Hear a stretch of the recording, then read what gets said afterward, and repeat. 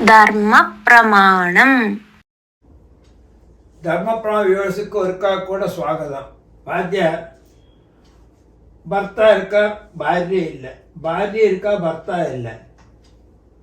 இவாளுக்கு ஷஷ்டியத்தை பூர்த்தி பண்றதுக்கு விதி சாஸ்திரம் விதி என்ன சொல்றது?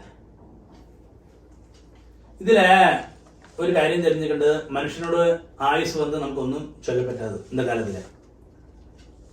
ചിലയിടങ്ങളിൽ അപ്പ ഇരുപ്പ, ചിലയിടങ്ങളിൽ അമ്മ ഇരുപ്പ, ചിലപ്പോൾ രണ്ടുപേരും ചേർന്ന് നിറയെ വർഷം ഇരുപ്പ.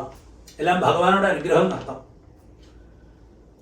அப்பா மரணம் அடைஞ்சவொண்டு அம்மைக்கு ஷட்டிபூர்த்தி பண்ணப்பாங்கிலேனோ இல்லை சதாபிஷேகம் பண்ணப்பாங்கிலேனோ ஒரு விதியே கிடையாது. அதே மாதிரி அம்மா மரணம் அடைஞ்சவொண்டு அப்பாவுக்கு ஷட்டிபூர்த்தியோ சதாபிஷேகம் பண்ணப்பாங்கிலேயோ ஒரு விதியே கிடையாது.